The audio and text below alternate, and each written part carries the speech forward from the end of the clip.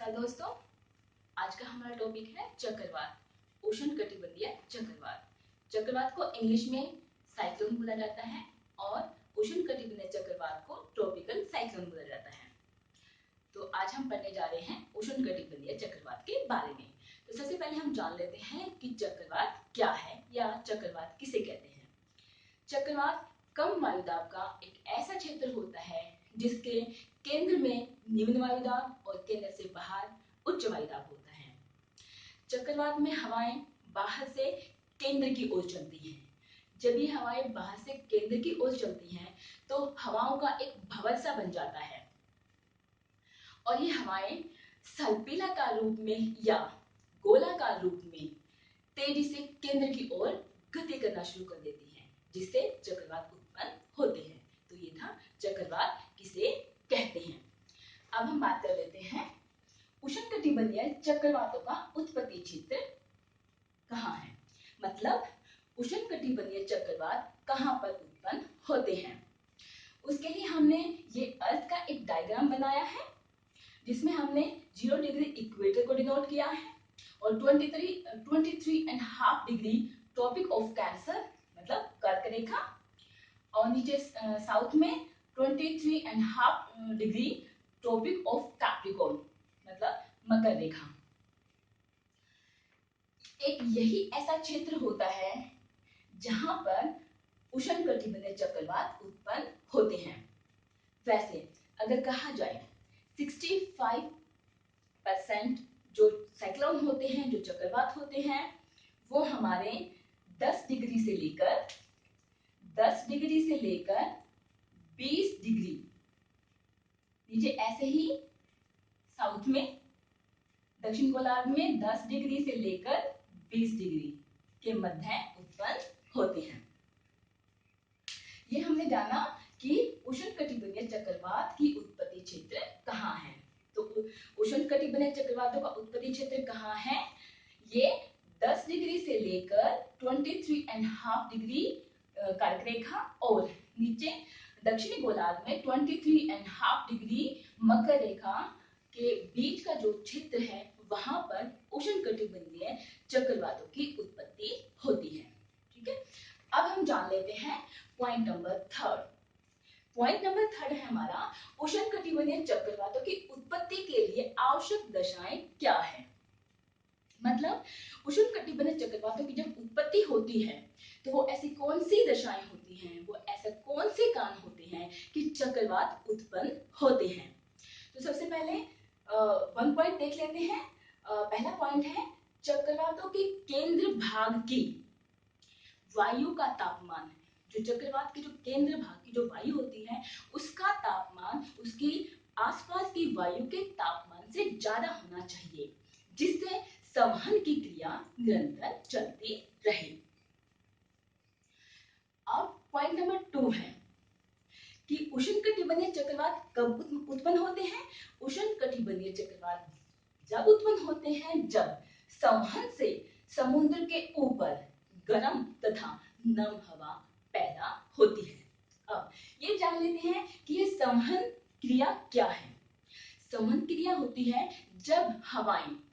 जब ठंडी हवाएं गर्म होकर ऊपर उठने लग जाती हैं तो ये हमारी संवहन की क्रिया होती है। और चक्रवात में संवहन और संघनन 2 क्रियाएं काम करती हैं।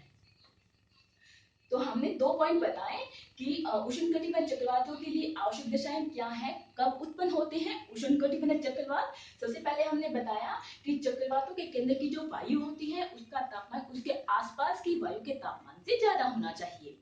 दूसरा हमने बताया कि उष्णकटिबंधीय चक्रवात जब उत्पन्न होते हैं जब संवहन से समुद्र के ऊपर नम हवा पैदा होती है। अब देख लेते हैं थर्ड पॉइंट। थर्ड पॉइंट क्या है।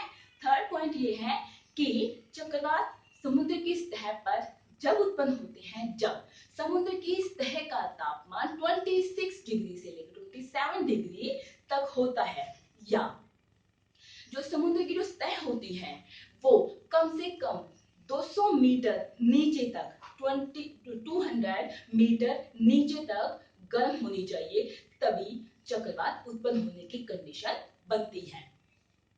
उसके साथ साथ 26 डिग्री से लेकर 27 डिग्री टेम्परेचर तो होना चाहिए।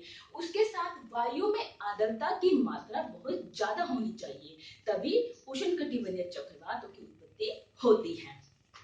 अब है पॉइंट नंबर 4। पॉइंट नंबर 4 है कि महासागरों के पूर्वी भागों में ठंडी धाराओं के चलने के कारण, मतलब जो महासागरों की पूर्वी भागों से जो धाराएं चलती हैं, जो हवाएं चलती हैं, वो बहुत ज्यादा ठंडी होती है।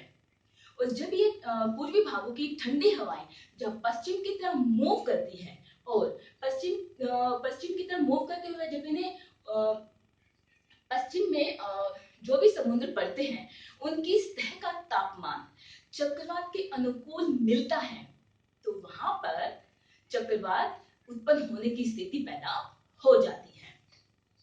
मतलब जो महासागरों के जो पूर्वी भागों की जो ठंडी धाराएं होती है, वो भी चक्रवात को उत्पन्न करने में महत्वपूर्ण भूमिका निभाती है। अब हम बात कर लेते हैं उष्णकटिबंधीय भागों के समुद्रों में ग्रीष्म ऋतु में चक्रवात क्यों उत्पन्न होते हैं, शीत ऋतु में क्यों नहीं। जो उष्णकटिबंधीय जो भाग होते हैं, वहां जो समुद्र है, वहां पर ग्रीष्म ऋतु में ही चक्रवात क्यों आते हैं, शीत ऋतु में क्यों नहीं आते। हमने आपको पॉइंट नंबर 4 में बताया। हमने आपको पॉइंट नंबर 4 में क्या बताया कि जो महासागरों की जो पूरब से आने वाली जो हवाएं होती है, वो ठंडी होती है, और ग्रीष्म ऋतु में मतलब गर्मियों में जो पश्चिम की तरफ जो समुद्र पड़ते हैं, जब ये पूरे से पश्चिम की तरफ मूव करती है और पश्चिम में इनको जो समुद्र मिलते हैं, और उनकी सतह का जो तापमान होता है वो हाई होता है, जिनमें ठंडी धाराएं और गर्म सतह से, समुद्र की गर्म सतह से टकराती है, मिलती है, तो क्या होता है, चक्रवात उत्पन्न होते हैं। मतलब चक्रवात उत्पन्न होने के लिए दो अलग वायु राशियों का होना जरूरी होता है, एक गर्म वायु राशि और एक ठंडी वायु राशि, तभी चक्रवात उत्पन्न होने की स्थिति पैदा होती है। लेकिन अगर शीत ऋतु की बात की जाए, तो शीत ऋतु में क्या होता है, महासागरों के पूर्वी भागों से आने वाली जो धाराएं होती है, वो पहले से ही ठंडी होती है, और शीत ऋतु में जो महासागरों का जो सतह होती है, उसका टेम्परेचर भी कम होता है, तो चक्रवात उत्पन्न होने की स्थिति पैदा होते ही नहीं है। इसलिए उष्णकटिबंधीय भागों के समुद्रों में ग्रीष्म ऋतु में चक्रवात उत्पन्न होते हैं, शीत ऋतु में उत्पन्न नहीं होते हैं। एक बार यहाँ देख लीजिए, ये हमने डायग्राम बनाया है चक्रवात के लिए। देखिए, इसमें जो हवाएं होती हैं, जो चक्रवाती जो हवाएं होती हैं, वो आरोही क्रम में केंद्र की तरफ बढ़ती है, या तो गोलाकार रूप में या सर्पिलाकार रूप में। जब हवाएं आरोही क्रम में आगे बढ़ती हैं और केंद्र की तरफ बढ़ते हुए ऐसे बढ़ती जाती है, और केंद्र में एक हवाओं का भंवर बना देती है। जो केंद्र में जो हवाओं का भंवर बनता है, उसको चक्रवात की आंख बोलते हैं, आइज ऑफ साइक्लोन। और देखिएगा, बाहर होता है उच्च वायुदाब मतलब हाई प्रेशर, और चक्रवात के अंदर होता है निम्न वायुदाब मतलब लो प्रेशर। और आपको कोरियस बल का जो फेडरल का जो नियम होता है, उसमें क्या होता है, फेडरल के नियम अनुसार जो हवाएं होती है वो high pressure to low pressure चलती है। फेडरल के नियम अनुसार क्या होता है, जो हवाएं होती है वो high pressure to low pressure चलती है। इसी तरीके से आपने देखा है कि चक्रवात में हवाएं बाहर से केंद्र की ओर चलती है, इसलिए चक्रवात उत्पन्न होने की स्थिति पैदा होती है। हवाएं हाई प्रेशर से लो प्रेशर की तरफ चलती हैं, तभी चक्रवात उत्पन्न होने की स्थिति पैदा होती है। अब हम बात कर लेते हैं पॉइंट नंबर 5। पॉइंट नंबर 5 में हमने बताया है कि मौसम को देखकर कैसे जाने कि चक्रवात आने वाला है। मौसम को देखकर कैसे जाने कि चक्रवात आने वाला है, मतलब मौसम की चक्रवात आने से मौसम के पहले की दशा और मौसम के बाद की दशा, चक्रवात आने से पहले की दशा और उसके बाद की दशा क्या होती है, मतलब मौसम को देखकर हम कैसे अंदाजा लगाए कि चक्रवात आने वाला है। तो क्या होता है, चक्रवात आने से पहले की दशा क्या होती है, क्या होता है, वायु होती है वो शांत होती है, हमारे इन्वायरमेंट में वायु एकदम शांत हो जाती है और जो आसपास का जो वायुदाब होता है वो पहले से ऊंचा हो जाता है। आकाश में पक्षाप बादल होते हैं जो वर्षा के लिए सहायक होते हैं। पक्षाप बादल छा जाते हैं और क्या होता है, समुद्र में बड़ी बड़ी लहरें चलने लग जाती हैं और तूफानी हवाएं चलने लग जाती हैं। आकाश में पहले कपासी वर्षी मेघ उत्पन्न होते हैं, उसके बाद जब तूफानी हवाएं चलती हैं उसके बाद आसमान में कपासी वर्षी मेघ उत्पन्न होते हैं जो घनघोर वर्षा के लिए सहायक होते हैं। कपासी वर्षी मेघ आने के बाद घनघोर वर्षा होती है। उसके बाद क्या होता है, समुद्र में भीषण तूफान की स्थिति पैदा हो जाती है और समुद्र में भीषण तूफान आता है। उसके बाद बादलों से क्या होता है, आकाश पूरी तरीके से ढक जाता है। बादलों से आकाश पूरी तरीके से ढक जाता है और जो हमारे एनवायरनमेंट की जो दृश्यता होती है, मतलब जो विजिबिलिटी होती है, वो एकदम समाप्त हो जाती है। हमारे एनवायरनमेंट में कुछ दिखाई नहीं पड़ता है। ये था चक्रवात आने से पहले की मौसम की दशाएं। अब जो हमने लास्ट में बोला कि समुद्र में भीषण तूफान उत्पन्न हो जाता है और बादलों से आकाश एकदम ढक जाता है और एनवायरनमेंट की विजिबिलिटी एकदम खत्म हो जाती है, यही स्थिति कई घंटों तक निरंतर चलती रहती है। बाद में उसके बाद आकाश मेघ रहित हो जाता है और वायु शांत हो जाती है। बाद में क्या होता है, बाद में धीरे धीरे चक्रवात अपने केंद्रीय भाग से बाहर की ओर समाप्त होने लग जाता है। क्या होता है, धीरे धीरे यही स्थिति कई घंटों तक चलती है। बादलों से मेघ रहित हो जाता है, वायु शांत हो जाती है, वर्षा बंद हो जाती है और धीरे धीरे चक्रवात अपने केंद्र से बाहर की ओर समाप्त हो जाता है। लास्ट में क्या होता है, आकाश बादलों से छट जाता है। आकाश बादलों से छट जाता है और आखिर में मौसम एकदम सुहावना हो जाता है। ये हमने बताया कि मौसम को देखकर कैसे जाने कि चक्रवात आने वाला है। मौसम की चक्रवात के आने की पहले की दशा और चक्रवात के बाद की दशा।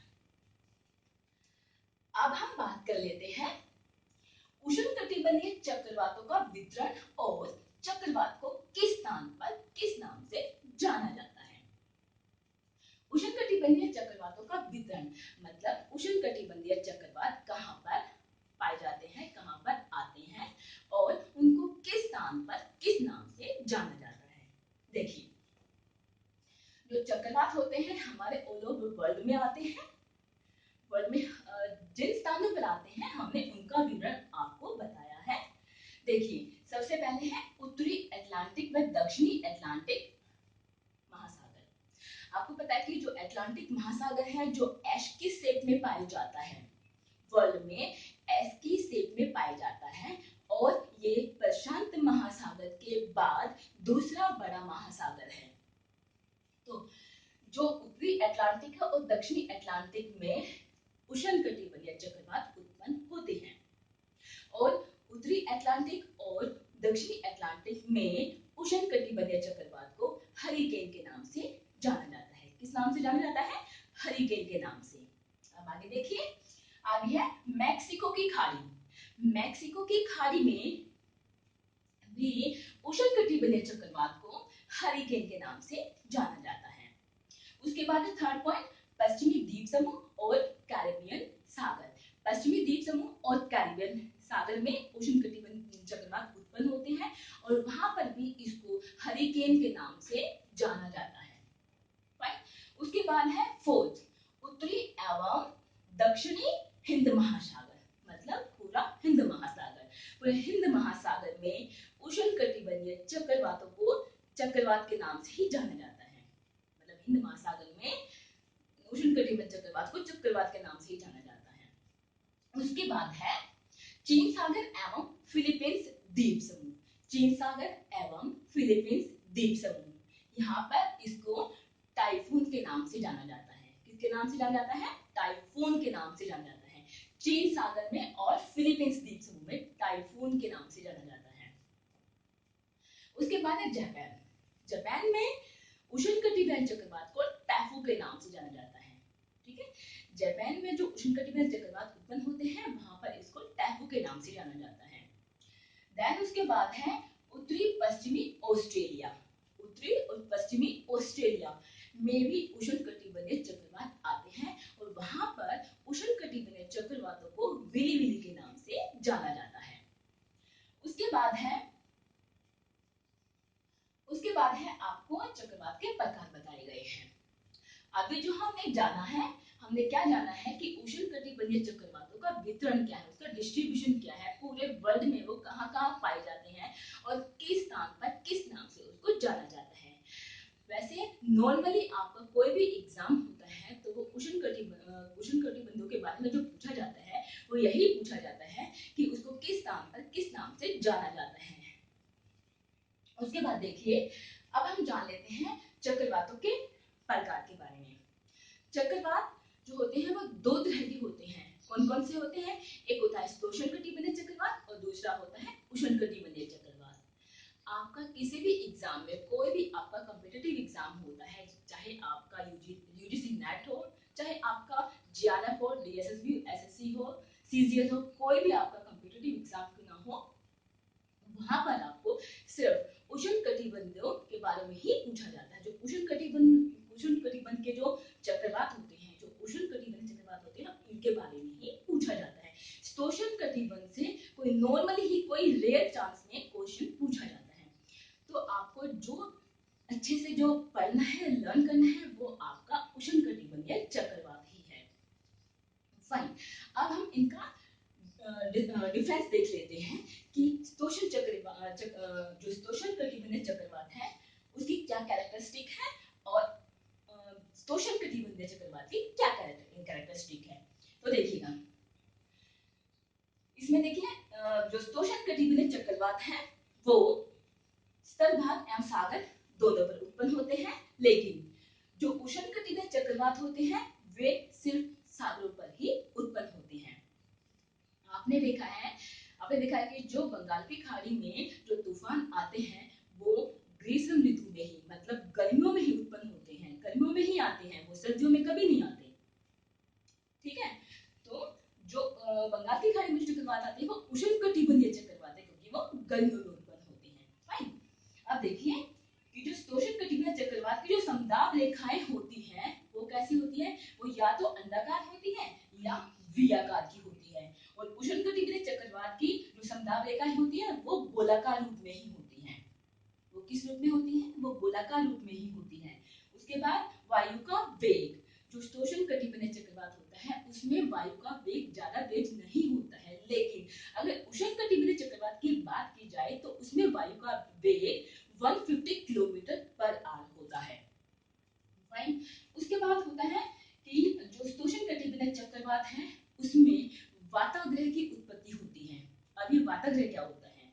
वाताग्रह क्या होता है? जब गर्म और ठंडी वायु राशि का मिलन होता है।